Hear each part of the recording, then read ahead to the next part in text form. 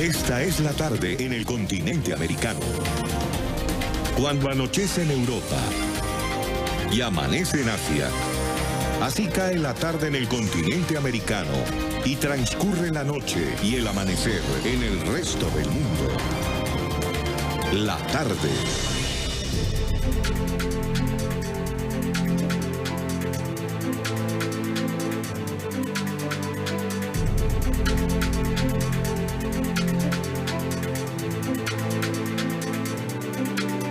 Este es el recorrido de la tormenta Gordon por las costas estadounidenses.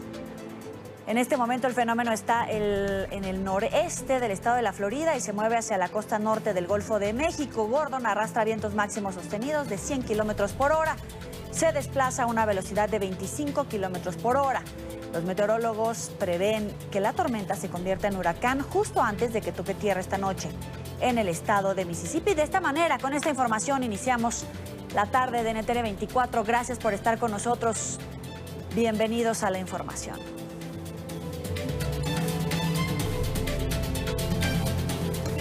Y este fenómeno climático pudiera convertirse en huracán esta noche. El Centro Nacional de Huracanes emitió aviso de tormentas para las zonas costeras de los Estados Unidos, en las costas de Mississippi, Luisiana, Alabama y Florida.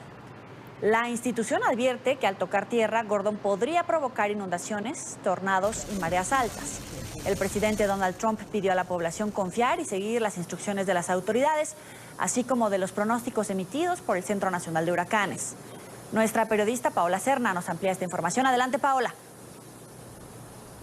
Hola, ¿qué tal? Muy buenas tardes. Los vientos de Gordon se intensificaron durante esta madrugada, alcanzando las 65 millas por hora. Esto es alrededor de 100 kilómetros por hora.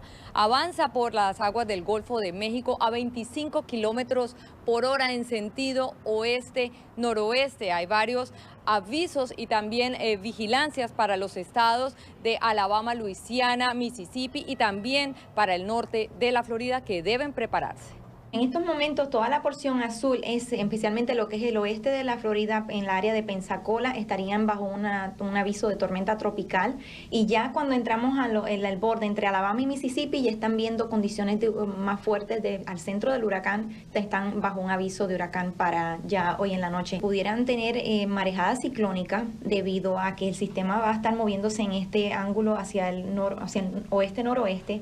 Pudieran ver unas marejadas ciclónicas, que el aumento en el oleaje, también toda la porción costera, pudiera haber también algunos tornados aislados y inundaciones, como fue lo que vimos aquí en la Florida. Pues pudiéramos ver que esta porción en las costas estuvieran fuertes vientos y también inundaciones debido al sistema. La recomendación en estos momentos es que finalicen todos sus preparativos y ya empiecen a culminar con todos sus preparativos lo más pronto posible, ya que las condiciones al ver que va a empezar a llover más y van a empezar los vientos a aumentar, van a empezar a deteriorar las condiciones y puede hacer daño pues a las personas. Se les recomienda que se mantengan adentro de sus hogares y que se queden monitoreando las condiciones del tiempo. Y estará afectando la costa norte de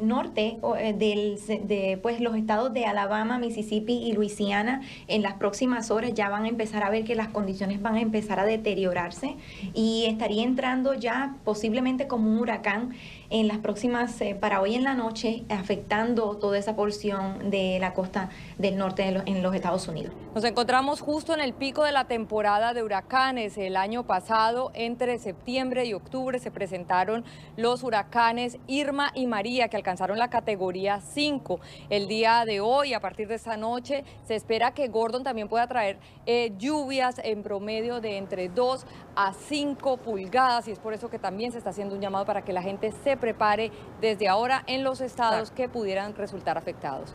Desde el Centro Nacional de Huracanes en Miami, informó Paola Serna para NTN 24. Mucha atención a esa noticia en desarrollo. Son las 5 de la tarde, 4 minutos en la Florida. Revisamos otras noticias en la agenda informativa del día.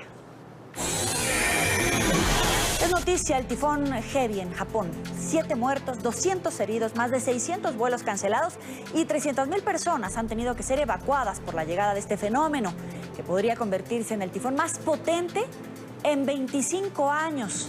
Se prevé que toque tierra la tarde de hoy por el oeste, que puede verse afectado por fuertes lluvias y vientos de hasta 216 kilómetros por hora en las próximas 24 horas. Después se espera a que baje a categoría 2, pero esas son las imágenes que en este momento deja el tifón Hebi en Japón.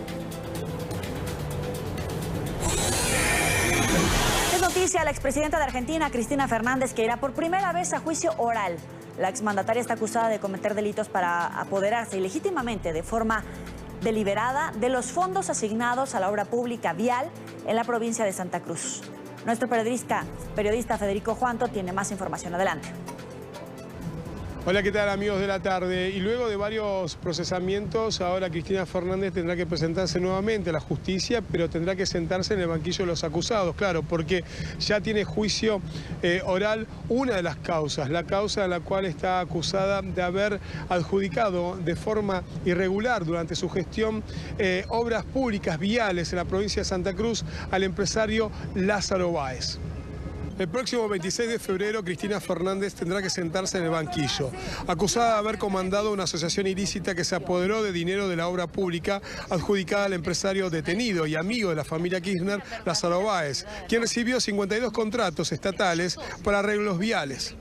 Según la acusación judicial, durante las administraciones kirchneristas se instauró una maniobra de corrupción desde el gobierno y organismos estatales vinculados a la obra pública, con quienes se montó una organización criminal para la sustracción de fondos públicos a través de la asignación discrecional de prácticamente el 80% de las obras viales a favor del Grupo Austral, perteneciente a Lázaro Báez. Este juicio podría ser el puntapié para que el Congreso decida sacar los fueros a Cristina Fernández en caso de declararla culpable. Esperamos que los senadores tomen conciencia de la magnitud de los delitos que se le imputan a esta mujer, ¿no es cierto? Porque realmente se está haciendo una defensa corporativa que no se ha tenido en diputados, por ejemplo, con otro imputado que es Julio De Vido, ex ministro de Planificación, que diputados lo desaforó para que él pueda, si está actualmente detenido.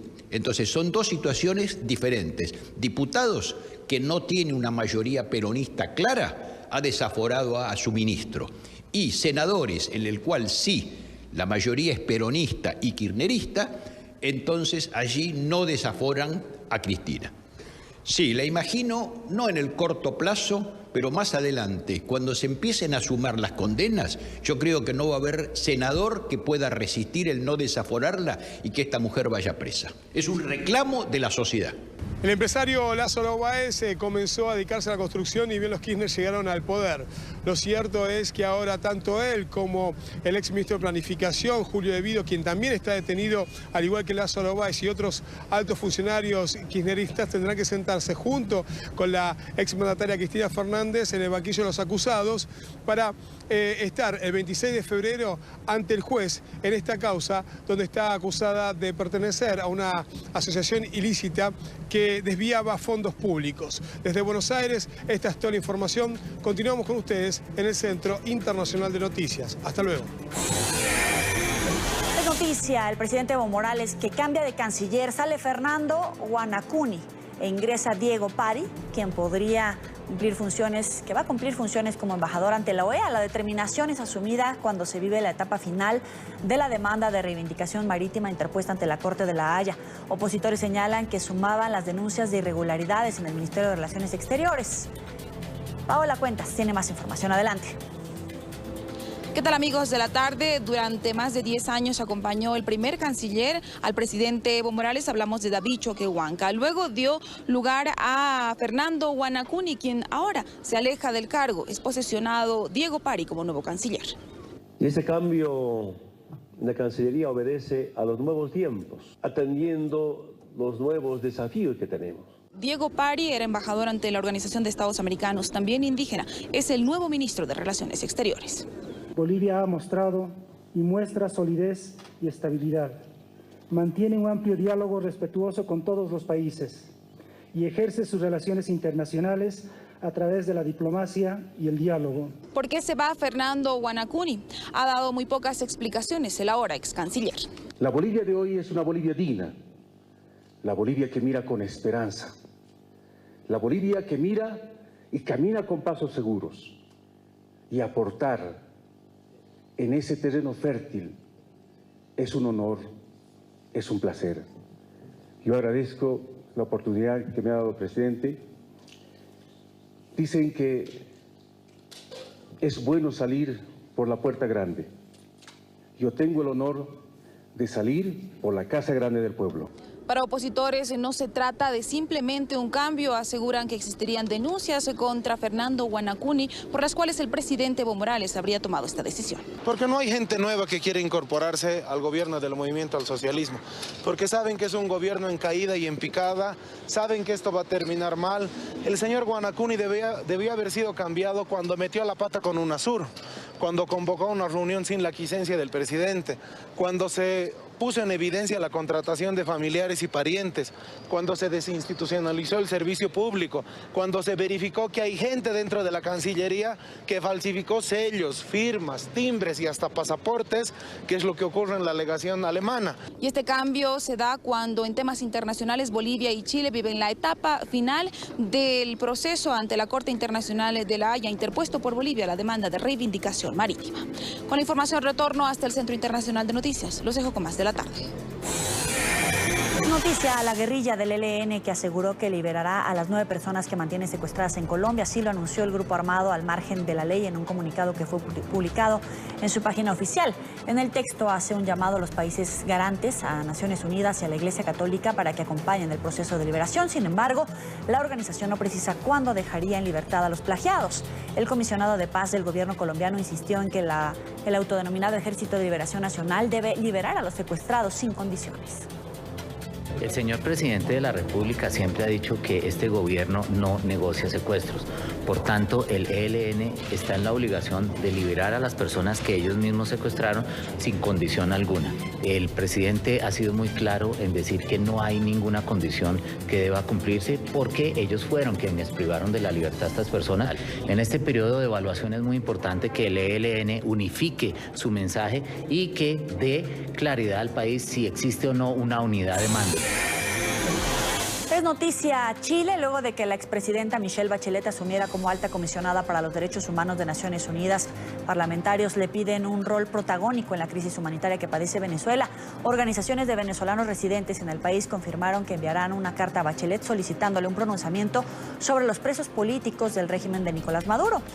Juan Pablo Monsalve nos tiene más información. Hola, ¿qué tal, televidentes del programa La Tarde de NTN 24? Pues efectivamente ya Michelle Bachelet es la alta comisionada para los derechos humanos de Naciones Unidas. Durante la jornada de hoy viaja precisamente a Nueva York para juramentarse. Sin duda las reacciones en Chile fueron inmediatas.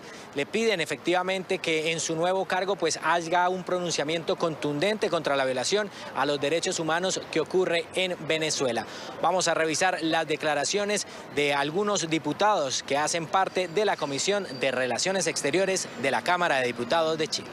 Desde el cargo que ostenta hoy, la expresidenta Bachelet debe ejercer un pronunciamiento y hacer un rechazo de lo que está ocurriendo hoy día en Venezuela. Hoy día hay una grave crisis política de derechos humanos, una grave crisis humanitaria, y ella tiene que pronunciarse y juzgar lo que está haciendo el dictador Maduro. Nosotros esperamos que el compromiso que ha tenido ella con la política, con el servicio público, se vea reflejado en las urgencias que tenemos hoy en día con la violación de derechos humanos, especialmente Venezuela, Nicaragua, en Corea del Norte, tantos lugares que hemos visto cómo se han violado los derechos humanos. Nosotros hacemos un llamado fraternal a la presidenta Bachelet, como expresidenta chilena, a que asuma un rol liderando el llamado a los países y sobre todo teniendo en claro que los colores políticos acá no corren. Los derechos humanos son transparentes, son para todas las personas y en ese sentido la urgencia debe ser siempre la misma. Pero este llamado que se le hace a la presidenta Michelle Bachelet para que condene todos los atropellos que se están desarrollando en territorio venezolano por parte del régimen de Nicolás Maduro, no solo vienen por parte de los parlamentarios chilenos, sino también por las organizaciones de venezolanos que residen en este país. Pues de alguna manera hemos propuesto una carta en la cual se le solicita, se le exhorta a Michelle Bachelet, ahora alta comisionada por los derechos humanos, que promocione de alguna manera, defienda los derechos humanos en Venezuela. ciertamente la crisis que se vive en el país es muy grave. Generalmente la gente piensa que solamente desde el punto de vista político, por el tema de las detenciones arbitrarias, las desapariciones forzosas, los presos políticos, pero sin embargo es importante destacar que las violaciones de derechos humanos en Venezuela también abarcan todo el tema de lo económico, de lo social, o sea, la crisis de salud, la crisis de alimentación. Sin duda hay gran expectativa en Chile por lo que puede hacer Michelle Bachelet como alta comisionada para los derechos humanos de Naciones Unidas, específicamente en los temas que competen a América Latina. Esta es la información que podemos entregarles a esta hora desde Santiago de Chile. Continúen ustedes con más en el programa La Tarde de NTN 24. Es noticia Estados Unidos que en calidad de presidente del Consejo de Seguridad de la ONU convoca sesiones especiales para debatir la crisis en Venezuela y Nicaragua. Por una parte, Washington prevé debatir cómo la corrupción ha deteriorado al Estado venezolano. Por otra, el ente rector de Naciones Unidas va a evaluar el deterioro de la paz y la estabilidad en territorio nicaragüense. Nuestro periodista Alejandro Rincón tiene más información. Adelante. Hola, feliz tarde para todos. Estados Unidos asume la presidencia del Consejo de Seguridad de la ONU en un momento crítico para las Américas. Por una parte, relacionado con el hecho de que hay dos crisis en desarrollo que son de profunda preocupación, no solo para la región, sino también para el conjunto de la comunidad internacional. En el centro de todo ello se encuentra, por una parte, la decisión de Washington de convocar para el próximo lunes 10 de septiembre una sesión bajo la fórmula Arria en donde se discutirá el caso de Venezuela. El título de esa sesión: corrupción y el Estado venezolano. Escuchen las palabras que tuvo la embajadora de Washington ante Naciones Unidas, Nikki Haley, sobre los argumentos detrás de esta sesión. Siguiendo con esto y con nuestra reunión específicamente sobre Venezuela, donde la corrupción ha llevado a una de las mayores crisis humanitarias en una generación, estaremos invitando a algunos miembros de la sociedad civil de Venezuela para compartir con el Consejo de Seguridad cómo el régimen de Maduro es sistemáticamente corrupto y cómo está quitando recursos de su pueblo para poder continuar y propagando su dictadura. El secretario general Gutiérrez hablará en la reunión y ofrecerá el punto de vista de la ONU sobre corrupción. Queremos demostrar que la corrupción es de hecho una causa fundamental de conflicto que el Consejo debe abordar.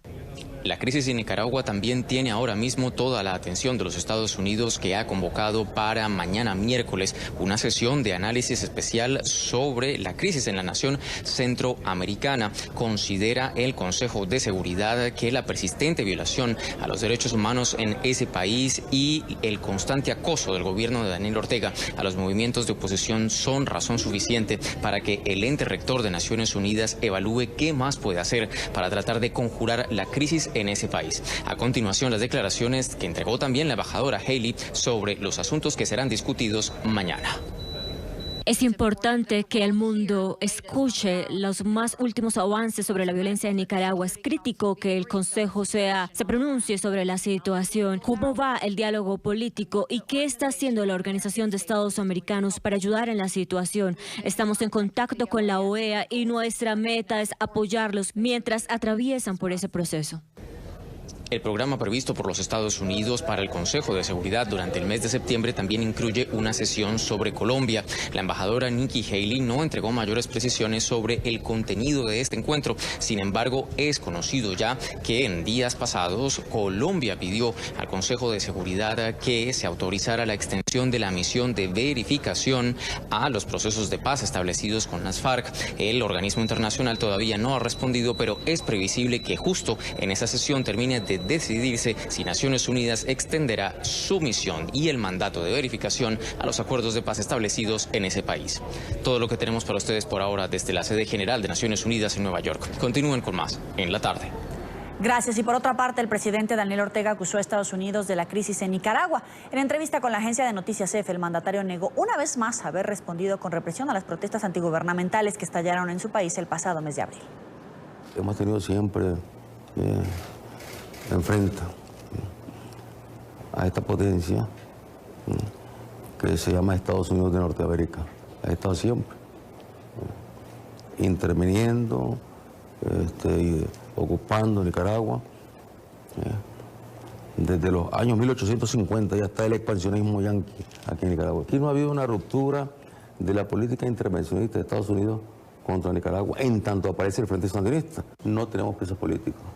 Aquí los que están detenidos por crímenes que se han cometido en contra del pueblo. Y si están siendo sometidos pues a los procesos correspondientes. Mientras Ortega emite estas declaraciones, al menos 481 personas han muerto en Nicaragua, según cifras de la Asociación Nicaragüense Pro Derechos Humanos. Otras 3.962 personas resultaron heridas. 1.338 personas han sido secuestradas o desaparecidas, de las cuales 1.215 aún no se han podido localizar.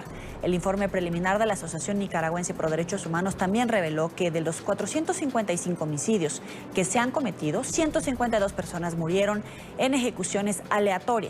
57 en ejecuciones selectivas y 36 aparentan ser planificados y ejecutados por paramilitares encapuchados y armados. El resto de los homicidios aún no se ha podido determinar las circunstancias en las que fueron cometidos. Para analizar este tema saludamos al doctor Álvaro Leiva Sánchez, secretario de la Asociación Nicaragüense Pro Derechos Humanos. Gracias por estar con nosotros, doctor Leiva. Muchas gracias. Buenas tardes. Buenas tardes. ¿Cuál es esta base sobre la cual se debe de abordar mañana la crisis en Nicaragua ante la embajadora Nikki Haley en la Comisión de la ONU? La crisis que se debe de abordar en el Consejo Permanente debe estar muy en sintonía con la violencia y la represión que hoy vive Nicaragua desde que se comenzaron las protestas en abril, producto de una erosión sistemática de derechos humanos a lo largo de los años, que ha puesto en evidencia la fragilidad general de las instituciones y del Estado de Derecho. Es decir, en Nicaragua estamos viviendo, toda la sociedad nicaragüense, una profunda crisis de violación de derechos humanos frente a un gobierno del Estado nicaragüense que no demuestra la voluntad política de mejorar esa radiografía, de ser amigable con los derechos humanos y de cumplir con el mandato constitucional claramente establecido en el artículo 46 de nuestra Constitución Política, de reconocer y de respetar, tutelar todos aquellos instrumentos jurídicos internacionales en materia de derechos humanos ratificados por el Estado nicaragüense ante el sistema interamericano de la Organización de Estados Americanos y ante el sistema universal de Naciones Unidas, que mañana será sentado el Estado nicaragüense para que responda sobre todas las violaciones de derechos humanos que hasta el día ha cometido, hasta este momento ha cometido en contra de toda la ciudadanía. Claro, pero mañana la embajadora y todos los miembros del Consejo de Seguridad de la ONU pues van a debatir sobre la represión, sobre los asesinatos, sobre las ejecuciones extrajudiciales, secuestros. Sin embargo, Rusia, Bolivia y China pues han manifestado que la crisis en Nicaragua no representa un riesgo para la paz internacional. Entonces, ¿cómo negociar esta situación crítica al interior del país cuando hay miembros del Consejo de Seguridad que no están respaldando estos datos que incluso la propia ONU está constatando? Nosotros, los organismos de derechos humanos, hemos venido señalando de manera constructiva al Estado nicaragüense por más de 10 años, en el sentido de que hay una profunda crisis de violación de derechos humanos, hay una violación hacia falta de esta promoción del Estado de fragilidad en cuanto a la institución, al Estado de Derecho, a la democracia y al respeto mismo de los derechos humanos. Y tenemos la plena confianza de que mañana el Consejo Permanente tendrá una incidencia histórica para aquella, como una respuesta hacia las miles de víctimas de violaciones de derechos humanos vinculado a un Estado que ha sido ciego, sordo y mudo frente a las demandas de la comunidad internacional y de su propio pueblo en temas de derechos humanos, que ha generado dolor, derramamiento de sangre y luto, la cual esto tiene que ir tomando conciencia todos los estados y gobiernos y pueblos amigos vinculados en Naciones Unidas. ¿Ustedes prevén que mañana, en este primer cara a cara entre la embajadora Nikki Haley y el representante de Nicaragua, pueda haber este acto repetitivo del gobierno nicaragüense de desconocer estas cifras, de desconocer la crisis, de rechazar el informe incluso que ha hecho la propia ONU? Mañana tenemos la plena convicción como organismos de derechos humanos y como nicaragüense que será desenmascarado el gobierno del Estado nicaragüense frente a todos los actos de violación a derechos humanos que ha cometido en contra de los ciudadanos nicaragüenses. Y porque lo que ha sucedido en Nicaragua son delitos de lesa humanidad que ha trastocado directamente uno de los compromisos que debe tener el Estado nicaragüense con la comunidad internacional en materia de derechos humanos. Recordémonos que el Estado de Nicaragua no es una isla, es un sistema articulado que tiene obligaciones con la comunidad internacional y debe de responder por todas las víctimas, muertos y lesionados que ha provocado esa crisis de violación de derechos humanos simplemente frente a una ciudadanía que protesta cívica y pacíficamente como un derecho humano y como un derecho constitucional. Y en consecuencia, ¿cuál sería la respuesta que espera de los miembros del Consejo de Seguridad de la ONU cuando dice que mañana será desenmascarado el gobierno nicaragüense después de cometer todas estas violaciones a los derechos humanos? Bueno, hay que recordarse que las decisiones del Consejo Permanente son diferentes. Tenemos desde sanciones administrativas, de recomendaciones de supervisión de comisiones. Hay una situación, el Consejo Permanente mañana, si entra en una decisión colegiada a favor de las víctimas de violaciones de derechos humanos, pues el mismo procedimiento establece un sinnúmero de medidas que puede tomar el Consejo Permanente a fin de que pueda restituirse prontamente la paz social en Nicaragua. Haciendo un cálculo político, pero también haciendo un cálculo objetivo, vinculante. Usted que está al interior de Nicaragua, le pregunto, ¿qué tan importantes son estas sanciones internacionales, el envío de comisiones para la revisión de del respeto a los derechos humanos de los nicaragüenses? Porque parece que aislar al presidente Ortega a él no le afecta. Y para los nicaragüenses la crisis sociopolítica cada vez es peor. Bueno, eso va a ser una luz de esperanza para el pueblo y la sociedad nicaragüense. Recordémonos de que históricamente Naciones Unidas ha tenido una incidencia en todas las luchas que ha tenido nuestro pueblo frente a situaciones de violaciones de derechos humanos y que han dejado una incidencia muy importante. El hecho de que el tema de Nicaragua sobre la profunda crisis de violaciones de derechos humanos hoy esté en un punto de agenda nuevamente en Naciones Unidas para revisar situaciones que ha cometido de violación el mismo Estado hasta la presente fecha. Le agradezco al doctor Álvaro Leiva Sánchez, secretario de la Asociación Nicaragüense Pro Derechos Humanos, por estar con nosotros aquí en la tarde. Gracias a ustedes.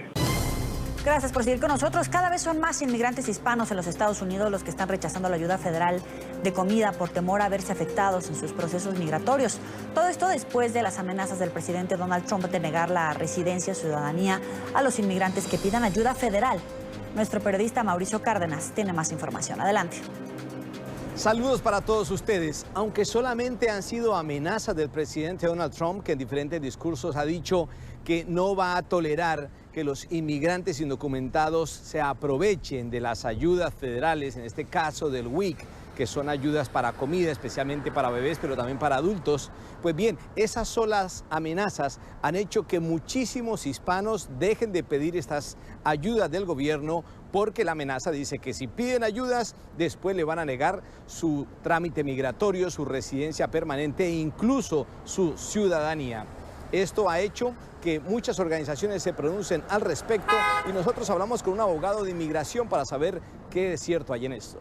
Lo que propone esta propuesta es cualquier persona que esté aplicando para la residencia permanente o por la ciudadanía, lo que va a hacer el gobierno va a averiguar si estos aplicantes son una carga a la sociedad. Y por eso están usando este ejemplo de papás que piden asistencia, ayuda para los niños ciudadanos, como una criteria para negarles, porque es un ejemplo de cómo son cargos a la sociedad. Pero quiero enfocar, reiterar que esto nomás es una propuesta. En muchas de estas situaciones, pedir esa ayuda pública es un derecho, especialmente con niños, hijos que son ciudadanos americanos. Por eso ahorita se está recomendando que si no es necesario no hay que pedirlo. Pero si es necesario, recuerden que es el derecho de los niños. Todavía no sabemos cuál va a ser la finalidad de esta propuesta, no sabemos si se va a efectuar en una ley, si está causando mucho miedo entre los aplicantes. Al fin del día, si han pedido ayuda por sus hijos ciudadanos, no quiero que piensen que se les va a negar la residencia. Hablen con una buena migración porque todavía son elegibles para ese alivio migratorio. De lo que se está hablando es al futuro, que intentan efectuar esta nueva póliza, pero por lo tanto no. Pero pueden tomar ciertos pasos para, si no es necesario pedir esa ayuda, no lo hagan. Si es necesario, pues al fin del día el niño necesita alimentación y eso no debería de perjudicar su aplicación para la residencia.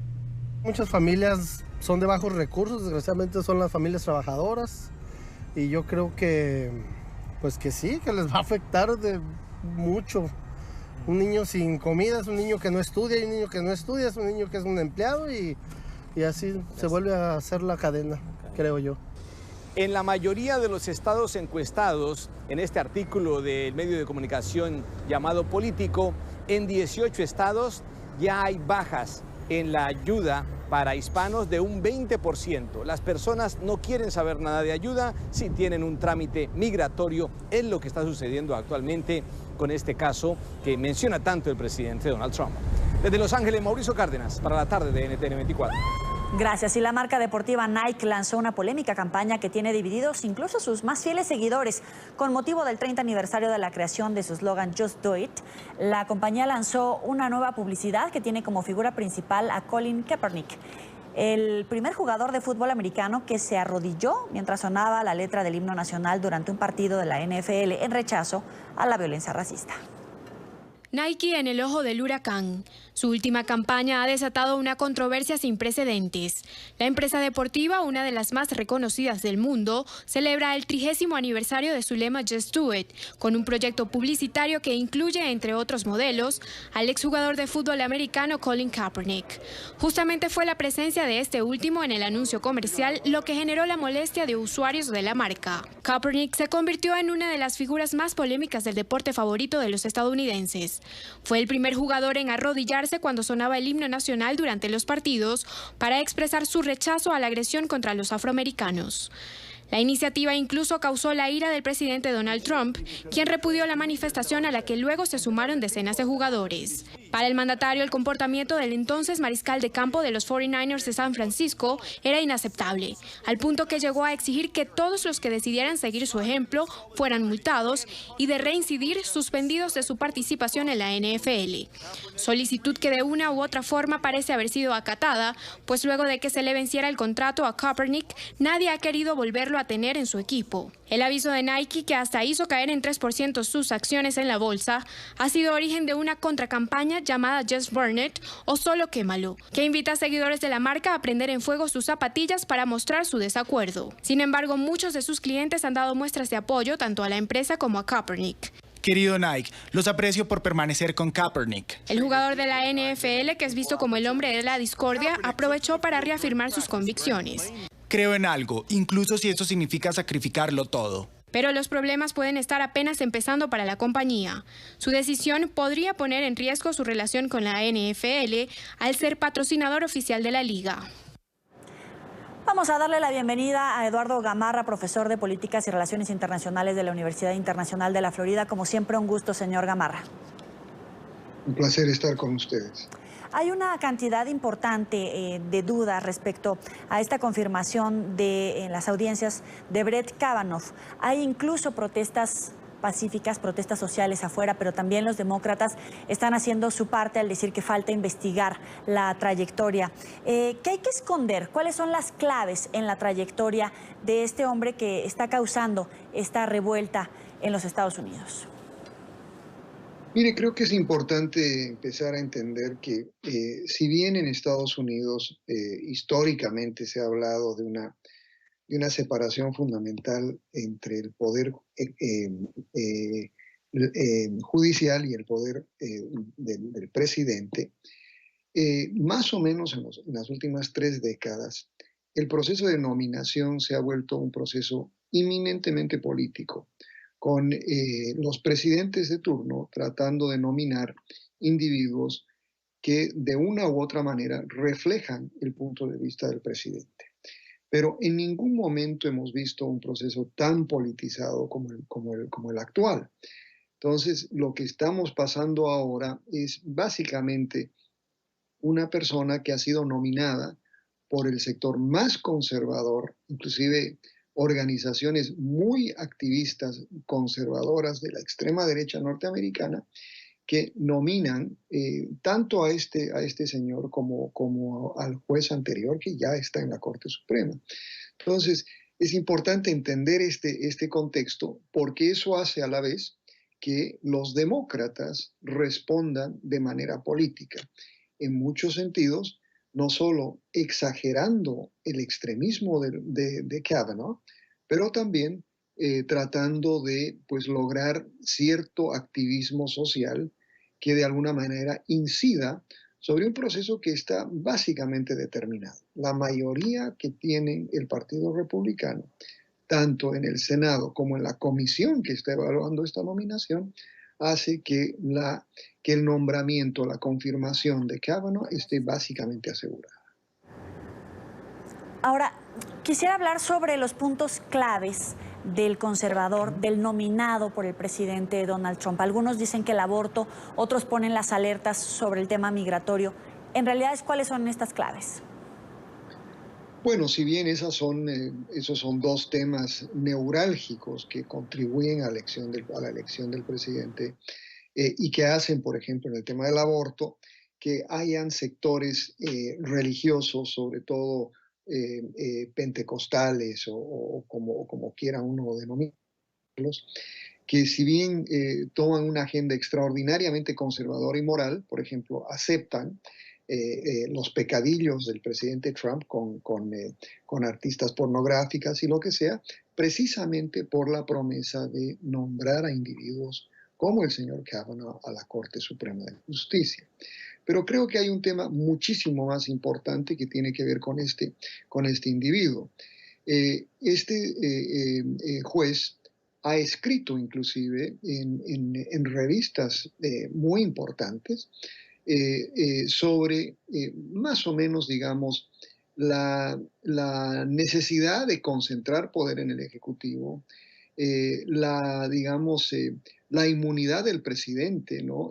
Especialmente en cuanto a investigaciones. Por ejemplo, critica mucho la mera noción de la Procuraduría Especial, como por ejemplo en el caso del señor Mueller. Y también, por ejemplo, piensa que el presidente pudiese tener la autonomía o debería tener la autonomía para decidir la constitucionalidad de algunas leyes, por ejemplo, el caso de la ley de salud que fue aprobada bajo el presidente Obama, ¿no? Entonces, ese tema en particular es más importante, me parece, que el tema del aborto o el tema de migración en el contexto actual. Y particularmente hoy en día, ¿no?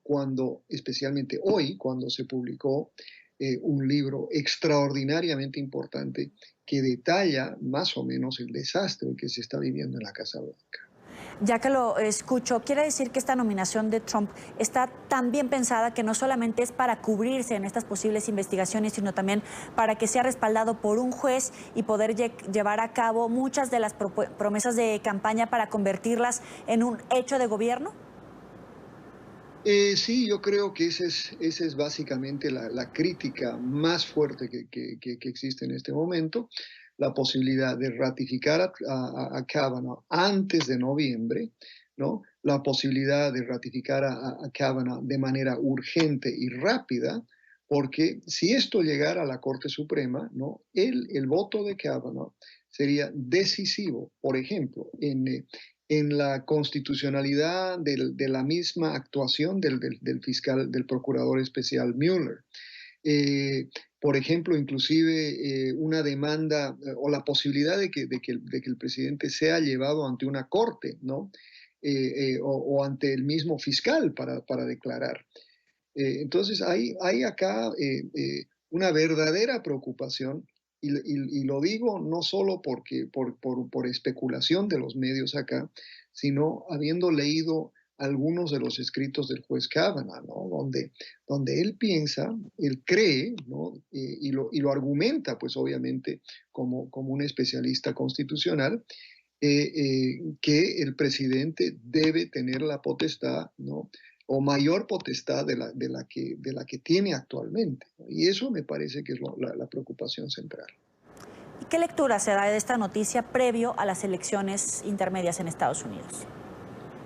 Bueno, mire, en términos generales, los que apoyan a Trump, y particularmente los republicanos que apoyan a Trump, que son el 86%, acordémonos que el Partido Republicano hoy es el partido de Trump, están muy satisfechos porque precisamente el nombramiento de este juez y la ratificación de este juez demuestra que el presidente Trump está cumpliendo con su promesa. Esta fue una promesa central de su campaña, que era nombrar a jueces conservadores con una agenda extremadamente conservadora a la Corte Suprema de Justicia. O sea, esto va a jugar muy bien con el electorado republicano.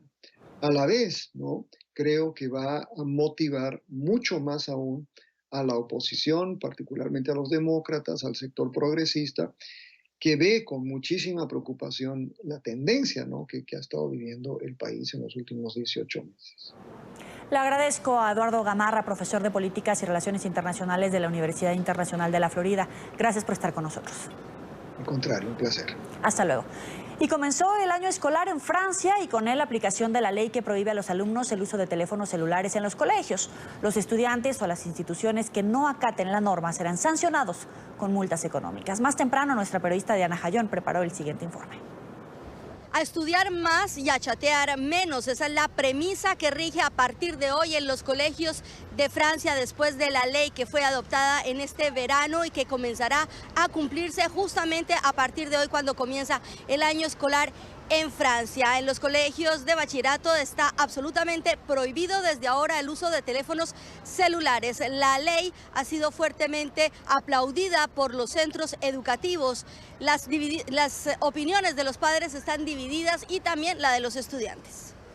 De regreso a clases, pero esta vez sin teléfonos ni tabletas. Así entra en vigor la ley que prohíbe el uso de estos aparatos en todos los colegios de Francia. Una norma que divide la posición de los estudiantes. Yo estoy contra la prohibición. Yo apoyo el uso del teléfono en el colegio porque siempre me la paso en el teléfono. Creo que es algo bueno tenerlo. Entiendo que no se pueda en clase, pero no le veo el problema en los corredores. Creo que está bien prohibir el teléfono en las clases porque los alumnos no están concentrados y es más fácil para el profesor cuando el teléfono está prohibido. Creo que ya somos grandes para entender eso. Según el ministro de Educación de Francia, esta es una ley de entrada al siglo XXI y envía un claro mensaje a la sociedad francesa. Y es que en este país 9 de cada 10 jóvenes de 12 a 17 años poseen un teléfono móvil. Los detractores de la medida denunciaron una operación de comunicación y una ley de circunstancias que no cambiará. La ley permite paralelamente la confiscación del aparato, cosa que los profesores no tenían derecho a hacer hasta ahora. Desde París, este fue el informe de Diana Jayón para la tarde de NTN 24.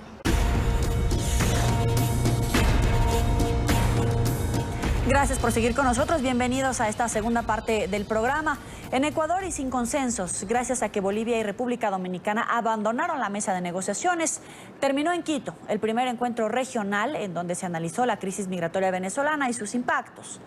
Así, solo 11 países del continente acordaron adoptar medidas conjuntas para facilitar los procesos migratorios y de regularización de los venezolanos, así como exigir ayuda internacional. Mas no se lograron acuerdos para condenar al régimen de Nicolás Maduro como causante de esta crisis humanitaria.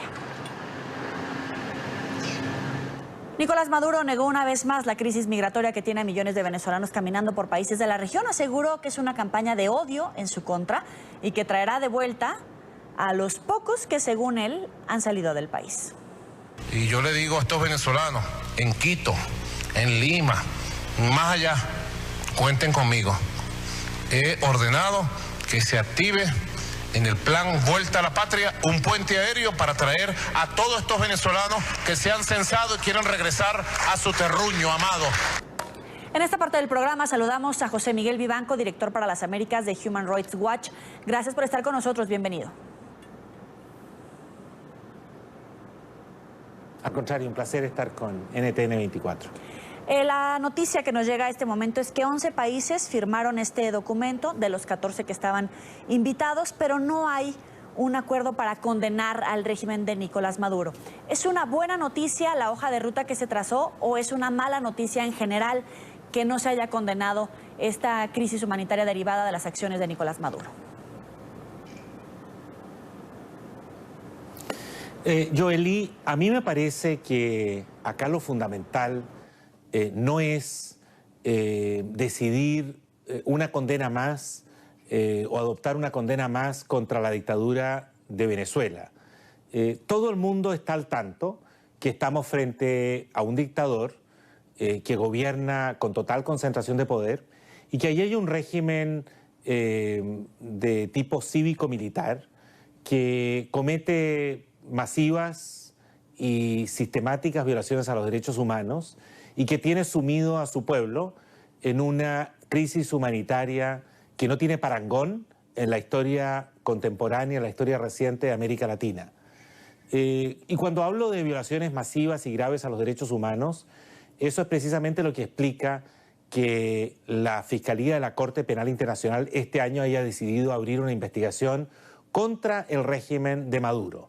¿Qué duda cabe que hay millones de venezolanos que no tienen qué comer, que no tienen vacunas, que sufren lo que es el colapso del sistema de salud en Venezuela y que al mismo tiempo sufren todas las secuelas de una enorme inseguridad, donde las pandillas, la delincuencia, el crimen organizado hoy día gobierna prácticamente en Venezuela. Y los pocos que se atreven a levantar su voz, a criticar al régimen, son perseguidos por un régimen que no conoce límites en el ejercicio del poder. Ese es el panorama que se vive en Venezuela y eso es lo que explica el éxodo masivo de venezolanos que, según ACNUR, es decir, la Agencia de Naciones Unidas con competencias en esta materia, hay más de 2 millones de venezolanos que han salido en los últimos años. En el último año solo 1 millón de venezolanos han salido con lo opuesto. Familias que caminan largas distancias, pequeños niños, ancianos, que salen con lo poco que tienen, huyendo del calvario, del infierno que representa hoy día Maduro en Venezuela. Y esos son a los que hay que coger. Y por ello es que, respondiendo a tu pregunta, Joely, a mí me parece que es mucho más importante que se realicen estas reuniones regionales con el propósito de unificar criterios, de evitar que se adopten medidas ad hoc y que, por ejemplo, Argentina o Brasil o Ecuador o Perú tengan legislación distinta para resolver la situación de las familias de venezolanos que huyen del país.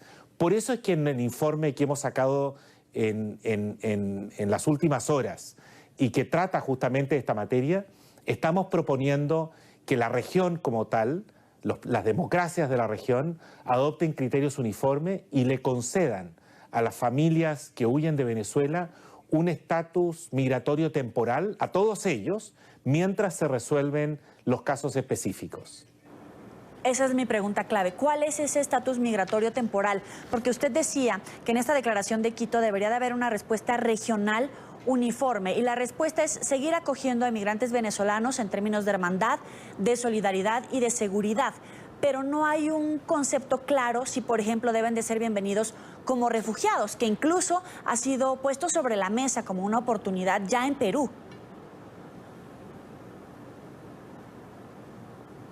Mira, Joely, la pregunta que tú planteas es central. Efectivamente, aquellos que huyen específicamente y especialmente por razones políticas deben contar con el reconocimiento y la protección en calidad de refugiados. Eso establece la Convención de Naciones Unidas del año 51 y la Convención o la Declaración de Cartagena, que en a lo menos 15 democracias latinoamericanas obliga, es decir, ha sido incorporada al derecho interno. Pero aquellos que huyen del país por razones humanitarias, como víctimas de la crisis humanitaria que todos los días el dictador venezolano Maduro niega y sostiene que está todo muy bien en Venezuela, algo que es de una falsedad total. Bueno, la gran mayoría ocurre que está saliendo a Brasil, a Ecuador, a Perú, a Argentina, a Chile, con los pocos bienes que han logrado salvar, huyendo porque no hay medicinas, huyendo porque no hay alimentos en Venezuela, huyendo por la inseguridad en Venezuela.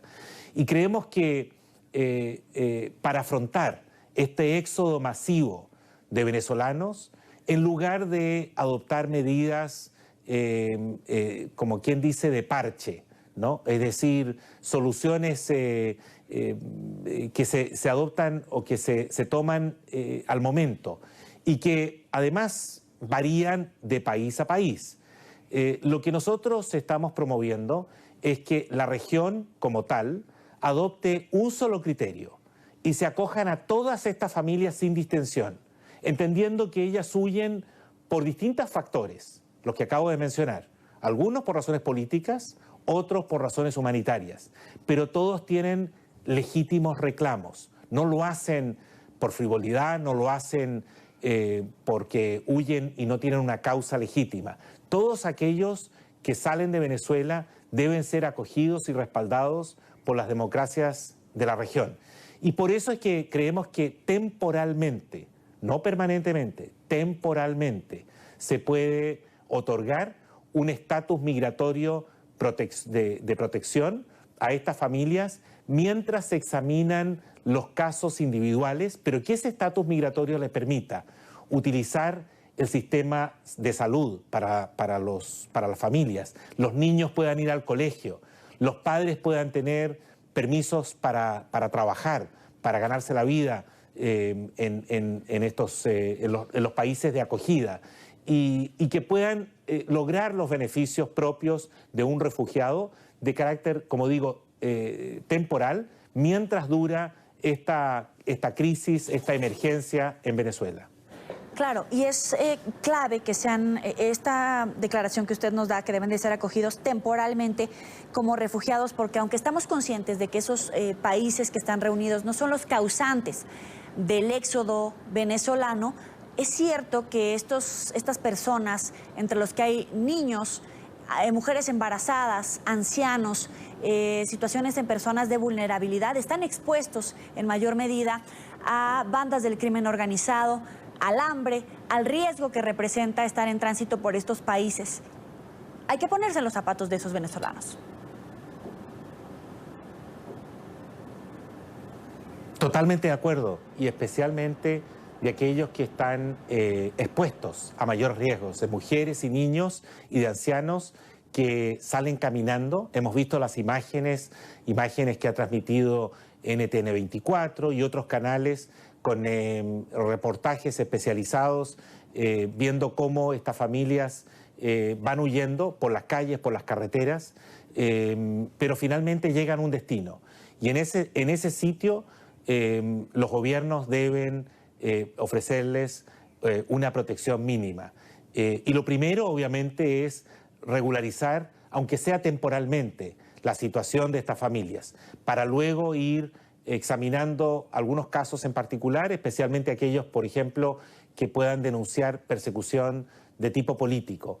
Pero además creo que los gobiernos regionales, y ojalá que esto haya sido a lo menos tratado durante la reunión en Quito, y si no lo fue, lo sea durante la reunión que se va a realizar ahora en la OEA, el día de mañana por la tarde, en una reunión convocada por el secretario general, que tiene un propósito similar, como es examinar la situación de los migrantes venezolanos. Creo que es imprescindible que las democracias latinoamericanas emprendan una verdadera campaña contra la xenofobia, porque están surgiendo lamentablemente algunos síntomas de rechazo, de intolerancia, de persecución contra las familias venezolanas.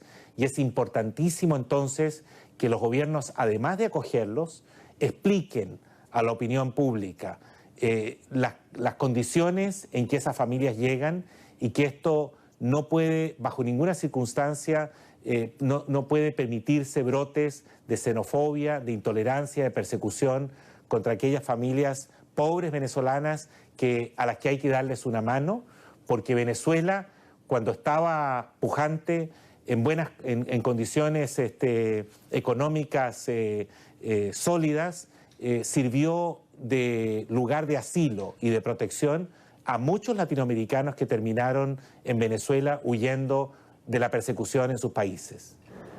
Ahora, en esta declaración que emiten estos países, exhorta al gobierno de Nicolás Maduro a entregar de manera urgente y prioritaria los documentos de identidad como cédula de identidad, el pasaporte y las partidas de nacimiento.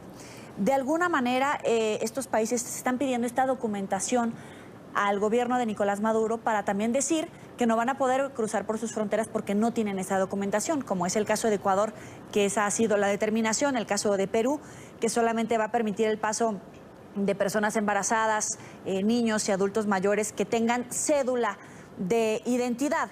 Pero este estira y afloja de la solicitud de documentos por parte de estos países, aunque es su obligación o lo podemos entender como un documento migratorio requerido, también es cierto que pone a los venezolanos en una situación muy complicada porque no tienen dinero para pagar un pasaporte, no existe el tiempo para recibir la documentación como una cédula de identidad o a lo mejor una partida de nacimiento si están tratando de huir en medio de la crisis en Venezuela. Entonces, esta petición que usted hace debería de reflejarse el día de mañana en el seno de la OEA para que sean acogidos como refugiados, más allá de este debate que existe hoy de quién debe de otorgar el pasaporte o si los países deben de dejar de exigirlo en estos momentos?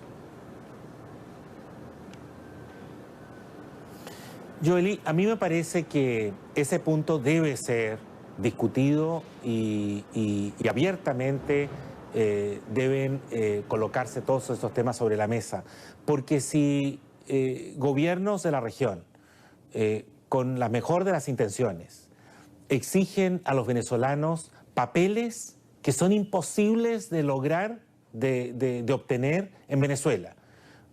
Son imposibles porque la situación es tan calamitosa que el Estado en este instante no está produciendo pasaportes, por ejemplo.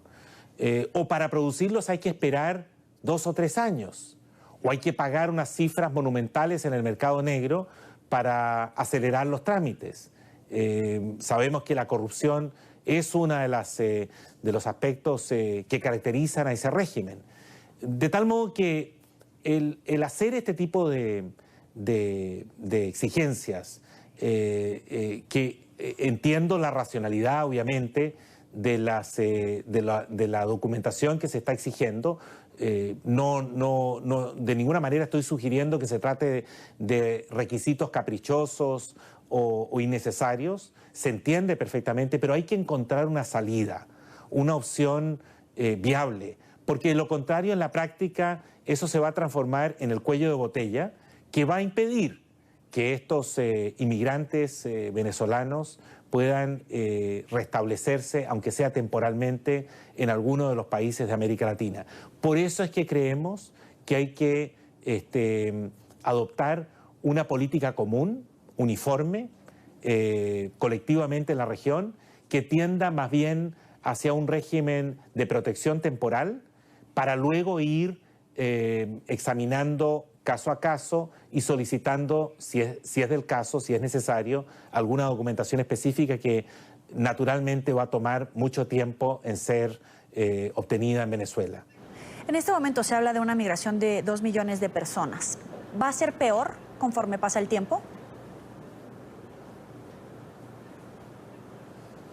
Todo indica que mientras continúe la trágica situación que vive en Venezuela y el gobierno de Maduro implementando sus programas que están dirigidos fundamentalmente a perpetuarse en el poder, todo indica que esta situación no se va a reducir, al contrario, iría en aumento y en poco tiempo empezarían a duplicarse esas cifras. Nada sugiere que la migración y que el éxodo de venezolanos tienda a resolverse o a disminuir, al contrario. todos los estudios que nosotros hemos hecho y que otras agencias internacionales, incluyendo de Naciones Unidas, han realizado, demuestran que la situación va a seguir igual o peor, lamentablemente. En el Consejo de Seguridad de la ONU, el día de mañana, Nikki Haley va a estar a la cabeza y uno de los temas, por supuesto, prioritarios de la región es Venezuela. En este momento, ya con esta cantidad de personas que se están movilizando en la región, ¿se empeora la crisis en términos regionales, una amenaza en la región? Mira, creo que hay consenso a nivel regional que el único causante de esta crisis humanitaria es Maduro y es su régimen.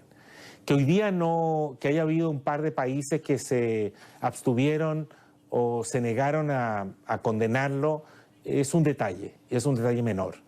Estamos hablando del caso de Bolivia, que tiene afinidad ideológica con el régimen, o de República Dominicana, que siempre ha tenido unas posiciones muy ambivalentes, muy ambiguas frente a la dictadura de Venezuela. Yo no me preocuparía sobre eso. Aquí hay consenso regional que quien está generando esta inestabilidad, esta crisis, que es desgarradora, de familias que salen con lo opuesto, de niños que quedan abandonados en Venezuela. Ojo, hay cientos y miles de menores que quedan en algunos casos con sus abuelos, en otros casos con algunos otros familiares o vecinos, expuestos a lo que, digamos, al desamparo, y que asumen y cuentan con que aquellos que se van a poder encontrar trabajo y poder enviar recursos a sus familias de origen en Venezuela. Toda esta realidad tiene una sola causa, y la causa es Maduro y su régimen, que es un régimen dictatorial. Creo que además, a nivel regional, al tratarse la situación, la calamidad en que están millones de venezolanos, 30 millones de venezolanos, la región debería el día de mañana, por ejemplo, en la reunión de la OEA, identificar con toda claridad a la principal causa del problema, que es Maduro, que incluso ha llegado al extremo no solo de negar el que exista una crisis humanitaria por razones netamente ideológicas, porque no acepta el fracaso de su régimen político, económico y social, sino, ha llegado al extremo hasta de rechazar la cooperación internacional, la solidaridad internacional, el apoyo de la comunidad internacional para paliar los efectos de esta crisis humanitaria. Creo que todo eso debe ser objeto de una denuncia fuerte, muy sólida y fuerte, en la reunión que se celebre el día de mañana en la OEA. Le agradezco a José Miguel Vivanco, director para las Américas de Human Rights Watch. Gracias por estar con nosotros aquí en la tarde de NTN 24. Al contrario, un placer estar con la tarde en NTN 24. Muchas gracias a ustedes. Hasta luego. Y otro tema que no podemos dejar de lado es la situación de los presos políticos en Venezuela, que cada vez es más difícil. Diputados a la Asamblea Nacional exigieron al Ministerio Público que se respeten los derechos humanos del parlamentario Juan Requesens, quien no ha podido ser visto por sus familiares o abogados desde el momento de su detención. Pidieron que los fiscales de derechos fundamentales garanticen el respeto al debido proceso y condiciones de reclusión adecuadas para Requesens. Luis Laya tiene el informe. Como una arbitrariedad y una violación al debido proceso, calificaron un escrito introducido ante la Oficina de Derechos Fundamentales del Ministerio Público venezolano por diputados a la Asamblea Nacional el aislamiento en contra de Juan Requesens desde hace 4 semanas cuando fue detenido, y exigieron que sus familiares y abogados puedan ingresar a reunirse con él. Reiteraron que es inocente y debe ser liberado. Juan Requesens se encuentra aislado, su familia luego de 4 semanas de detención no lo ha podido ver, sus abogados tampoco.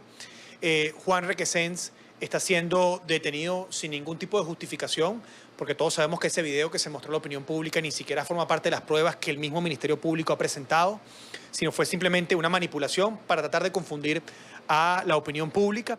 La tarde de este lunes, el padre del parlamentario acudió a la sede del SEBIN El Helicoide, del lugar donde está recluido, pero nuevamente le fue negada la entrada. Aseguró que la familia está muy preocupada por su estado de salud, pues no saben si le hacen llegar los alimentos y medicamentos que han entregado a las autoridades. Él es un paciente bariátrico con un sistema de alimentación especial, con un horario específico. Necesito ver a mi hijo y mandarlo a evaluar por mis médicos de confianza y hacer los exámenes pertinentes.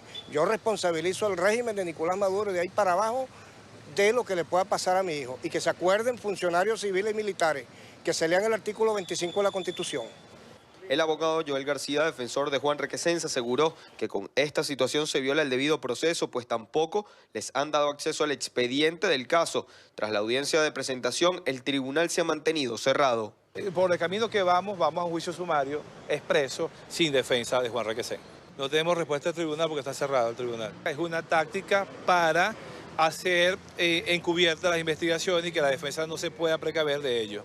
Tanto diputados como familiares y abogados exigieron que se le respete al diputado Juan Requesens no solamente la atención médica privada, pues aseguran es un paciente vulnerable, sino que además se garanticen condiciones de reclusión digna y respeto a sus derechos humanos. Desde Caracas, Venezuela, para la tarde de NTN 24, Luis Alejandro Laya. En esta parte del programa saludamos a Rafaela Requesens, hermana del diputado y preso político Juan Requesens. Gracias por estar con nosotros, bienvenida. Muchas gracias por la invitación y un saludo a quienes nos están escuchando. ¿Ya tienen información sobre el estado de salud, las condiciones en las que se encuentra su hermano? Porque acabamos de escuchar hace cuánto tiempo no tienen noticias de él, pero quisiera saber puntualmente si tienen alguna información sobre su salud, su ubicación, etcétera. Sí, bueno, si bien se encuentra en el helicoide, ese fue el último lugar en donde lo dejé. El día que nos secuestraron, el martes 7 de agosto, hoy se cumplen 28 días y el viernes sería un mes desde su secuestro. Y como mencionaste con respecto a su tema de salud, nos preocupa muchísimo porque como no lo hemos podido ver y su abogado la última vez que lo vio fueron los 2 días de la audiencia de presentación, no sabemos en qué estado de salud físico y mental se encuentra Juan, por lo cual, como repetía mi papá en los videos anteriores, lo que le pueda suceder es culpa de este régimen. Pero aquí exigimos que los médicos, su médico y médicos de confianza puedan saber en el estado de salud que se encuentra y hacerle los chequeos pertinentes antes que sea muy tarde. Rafaela, ¿temen por su vida? Sí, siempre.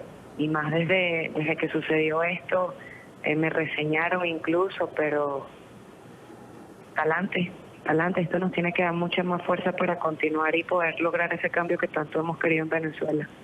¿Cuál es el llamado que le hacen a organismos internacionales en medio de este proceso lleno de irregularidades contra su hermano? Que se pronuncien y rechacen lo que hoy le está ocurriendo a Juan, porque hoy le está ocurriendo a un diputado de la Asamblea Nacional que fue legítimamente electa por todo un pueblo y por todos los venezolanos, que hoy una minoría y este régimen quieren desconocer porque no pudieron ganar la mayoría de los curules. Pero el llamado es a que rechacen lo que hoy sucede, que hoy le pasó a Juan Requesens, que es diputado, pero que esto a diario le pasa a todos los venezolanos. Y ahorita tenemos una oportunidad de elevar la voz, no solo por Juan, sino por todos los que están presos, estuvieron presos, fueron torturados y fueron asesinados, y poder sacar a Venezuela adelante.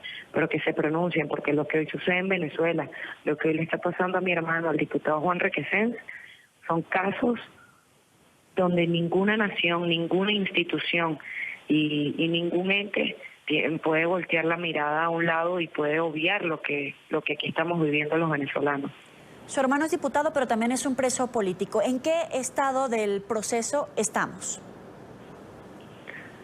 ¿En qué estado el proceso? Pero es que no se ha hecho el debido proceso, o sea, no se ha respetado cómo tiene que ser toda la norma cuando esto sucede.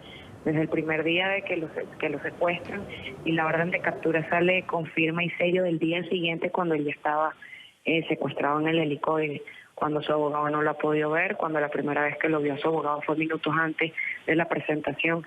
Se supone que ahorita estamos en la etapa de investigación donde según se esperan 45 días, pero no, o sea, aquí con todo el marco jurídico y con la etapa como legalmente debería ser, no existe, porque no se ha llevado a cabo como tiene que ser, no se ha llevado a cabo las leyes y fuera de la Constitución. Todo esto que está pasando es ilegal, es inconstitucional, y no solo nosotros, sino el régimen sabe que es así. Le agradezco a Rafaela Requesens, hermana del diputado y preso político Juan Requesens, por estar con nosotros aquí en la tarde. No, muchas gracias a ti por esta oportunidad y bueno, antes de despedirme, que esto nos dé mucha fuerza para continuar, pero hay que tener fuerza no solo física, sino mental y espiritual, porque esta lucha es entre el bien y el mal y tarde o temprano esto va a caer, pero va a caer cuando entendamos que cada uno de nosotros somos necesarios para poder avanzar y lograr ese cambio que durante años hemos estado esperando. Le agradezco el tiempo. Gracias por seguir con nosotros en la tarde. Vamos con información de México. La Comisión Interamericana de Derechos Humanos rechazó la versión del gobierno del presidente Enrique Peña Nieto sobre que los estudiantes de Ayotzinapa fueron quemados. De hecho, le solicitaron al mandatario la confirmación de una comisión de la verdad para que investigue este caso. Los 43 normalistas desaparecieron en el estado de Guerrero el 26 de septiembre de 2014. Este es un informe de nuestra cadena aliada Excelsior Televisión. Así fueron recibidos los representantes de la Comisión Interamericana de Derechos Humanos, del Alto Comisionado de las Naciones Unidas para los Derechos Humanos y de la Comisión Nacional de Derechos Humanos en la entrada a la Normal de Ayotzinapa para presentar su informe preliminar sobre el caso Iguala. Al presentar el informe ante padres de los 43 y normalistas de Ayotzinapa, la Comisión Interamericana de Derechos Humanos destacó que continúan líneas pendientes de investigación, como el rol del ejército la noche en que fueron desaparecidos los estudiantes, la actuación de la Policía Federal y los teléfonos celulares de los estudiantes que continuaron funcionando tras su desaparición. Es que realmente funcionó allí un centro de coordinación, que era lo que estaban planificando, que era lo que coordinaban desde el C4. Y en segundo, que también nos parece muy importante con relación a la versión oficial.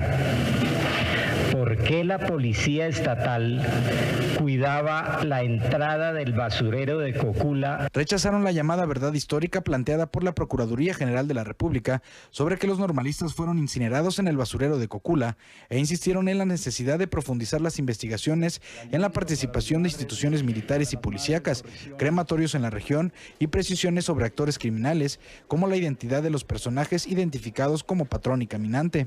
A la fecha no se han realizado cambios en la narrativa para enfocar estas líneas de investigación y tener que dejar una vez por todas esta posición que también el estudiante hoy decía ya.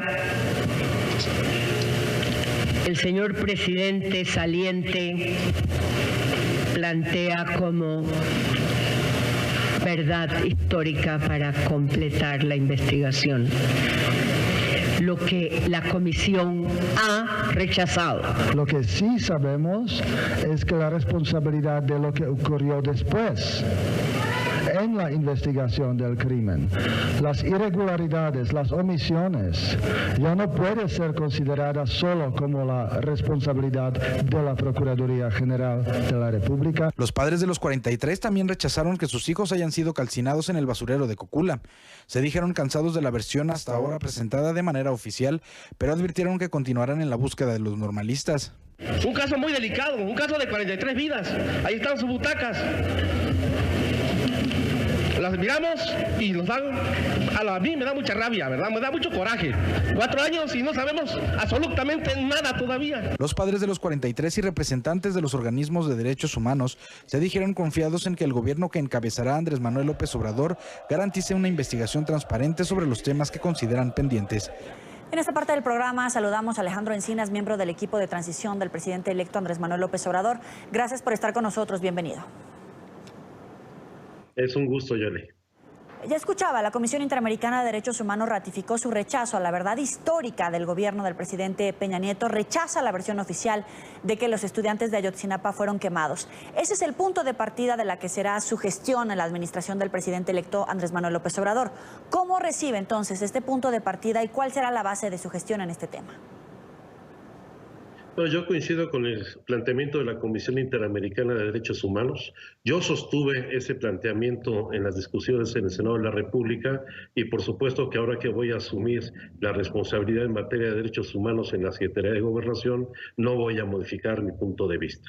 Y estoy convencido de que debe reabrirse la investigación como lo resolvió el Tribunal Colegiado de Tamaulipas, en donde se establece la necesidad de crear una comisión de investigación para la verdad y la justicia, que creo que es muy importante retomarlo, porque no solamente implica abrir la investigación, reconocer como víctimas a los familiares, a los estudiantes que fueron heridos, a los civiles que fueron dañados en estos lamentables hechos, y al mismo tiempo implica conocer de las omisiones y violaciones graves al proceso, donde hay presunción de tortura, por ejemplo, para obtener declaraciones, y esto va a implicar revisar también la actuación de distintos servidores públicos. De hecho, el presidente Enrique Peña Nieto se había pronunciado en contra de la creación de esta comisión independiente del caso, y los familiares de los estudiantes están a la espera de la Corte Suprema se pronuncie a favor de la creación de la misma. Definitivamente sería como un choque de trenes entre la administración del presidente Peña Nieto y la nueva administración del presidente López Obrador.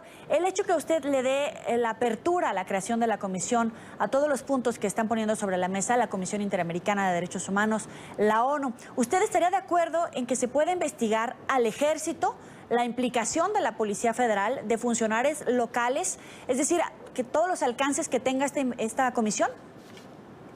Por supuesto que sí.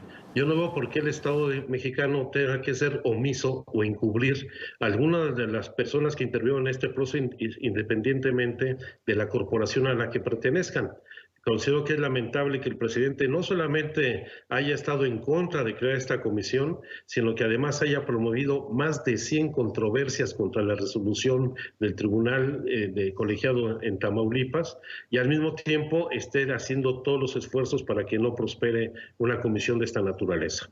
Yo espero que la Corte resuelva este tema antes de que nosotros lleguemos al gobierno el 1 de diciembre para tener certeza jurídica de cómo vamos a actuar en este procedimiento, y señalando de manera muy clara de que independientemente de la resolución de la Corte va a haber una comisión de investigación por la verdad y la justicia, porque no solamente es un derecho de los padres, de las madres, de los familiares desaparecidos en el caso de Ayotzinapa, sino porque además es nuestra obligación. Pero a ver, si esta comisión determina que hay una implicación en contra del que en ese momento era el Procurador General de la República, o en contra incluso del propio presidente Enrique Peña Nieto, ¿se hará lo que se tenga que hacer? ¿No le va a temblar la mano al gobierno del presidente López Obrador? ¿No le va a temblar la mano a usted en contra de las resoluciones del actual gobierno de Enrique Peña Nieto? No, en primer lugar yo tengo la encomienda clara del presidente electo para esclarecer este hecho. Y en segundo lugar, es una convicción personal. Y en este sentido no voy a estar de florero, voy a actuar con firmeza hasta donde pueda yo llegar, por supuesto estando consciente de que si bien ganamos las elecciones, el viejo régimen sigue vivo y va a haber muchas resistencias, va a haber sin lugar a dudas intereses que vamos a afectar, y estos van a reaccionar en la medida que avancen las investigaciones. Ahora le pregunto, ¿cómo va a manejar la expectativa que tiene la población que votó por López Obrador? ¿Cómo va a manejar la expectativa que incluso tiene la CIDH, la ONU, la Comisión Nacional de Derechos Humanos ante el nuevo gobierno del presidente López Obrador? Porque también es mucha responsabilidad de hechos que no fueron durante su administración, pero que van a demandar justicia de ustedes. En primer lugar, con mucha transparencia, en donde en cada uno de los actos que nosotros vayamos desarrollando va a estar informada no solamente la población, sino particularmente las víctimas. Estamos trabajando directamente con los padres y madres de familia de los muchachos desaparecidos para establecer una ruta de trabajo conjunta donde haya consenso y fundamentalmente garantizando no solo que las investigaciones van a ir a fondo, sino que en su oportunidad habrá justicia. Lo que quieren los familiares es la verdad, ejercer su derecho a la memoria y la verdad, y particularmente que se aplique la justicia contra los responsables. Quisiera ponerme en los zapatos de los familiares de los 43 estudiantes de Ayotzinapa. En todo momento hemos visto que las protestas con la consigna "vivos se los llevaron, vivos los queremos". Tal vez esa sea una petición que su administración, a pesar de todos los esfuerzos, no les va a poder dar, no les va a poder cumplir. Pero en todo caso lo que quieren es justicia, el proceso de que el gobierno llevó a cabo un proceso contra los presuntos responsables, que le dan la mano y que hay un proceso contra los que pudieron haber sido los asesinos, los que estuvieron implicados en este caso? Por supuesto que sí, claro que sí. Vamos, queremos saber dónde están, qué pasó quiénes fueron los responsables, dónde están, cuál fue el paradero de los estudiantes. Tenemos que dar respuesta a esas preguntas y a esas demandas de las víctimas. Ahora, por otra parte, el presidente Enrique Peña Nieto presentó ayer su sexto y último informe de gobierno. Afirmó que en 6 años logró cumplir con casi el 100% de sus promesas de campaña. Sin embargo, reconoció que no se pudo recuperar la seguridad, la paz que todos los mexicanos esperan, y es uno de los temas más importantes. Vamos a ver el informe de nuestra cadena aliada Imagen Televisión y vuelvo con usted. Menos de 90 días quedan por delante de la actual administración. Por ello, el balance que hizo Enrique Peña Nieto no fue solo de su último informe de gobierno, sino de cómo dejará México luego de 6 años al frente de la presidencia. México ahora está listo para seguir creciendo y desarrollándose en los próximos años. A la siguiente administración le entregaremos un país con importantes fortalezas. El gobierno de Andrés Manuel López Obrador recibirá también la inflación más baja para un sexenio desde hace casi 50 años, 4 millones de empleos generados, menor porcentaje de pobreza y carencia social desde que se tiene registro, la más alta inversión extranjera directa por 192,000 millones de dólares e inversiones comprometidas por 200,000 millones de dólares en el sector energético. Además, un sector educativo en transformación. Todo ello producto de las 14 reformas estructurales, que es la mayor aportación de su administración al futuro desarrollo del país. Este será el punto de partida de la próxima administración, que el 1 de diciembre habrá de asumir la alta responsabilidad de gobernar a México. En presencia de los representantes de los poderes en el legislativo, 2 integrantes de la izquierda mexicana, Martí Batres y Porfirio Muñoz Ledo, además de gobernadores, líderes políticos, empresarios e invitados especiales, Peña Nieto afirmó que los hechos respaldados por cifras verificables deben ser el criterio principal para evaluar su administración y que él llegó a transformar, no a administrar. Juntos hemos cumplido. México tiene resultados tangibles. El mérito es, en última instancia, de los mexicanos. Respecto al entendimiento logrado con los Estados Unidos en materia comercial, dijo que México apuesta a que se integre Canadá al tratado trilateral. Norteamérica es más exitosa cuando se mantiene unida, cuando cada país aporta sus fortalezas para hacer de esta la región más atractiva y competitiva del mundo. Durante el mensaje, Peña Nieto admitió que en el tema de la seguridad no se cumplió el objetivo de un México en paz y que se requiere seguir fortaleciendo a las policías locales a través de la iniciativa de mando único que se encuentra en el legislativo. En este sentido, resaltó el papel de las Fuerzas Armadas en su lucha contra los grupos del crimen organizado. En nombre de la nación, expreso mi mayor reconocimiento institucional y mi gratitud personal a los integrantes del Ejército, la Fuerza Aérea y la Marina de México.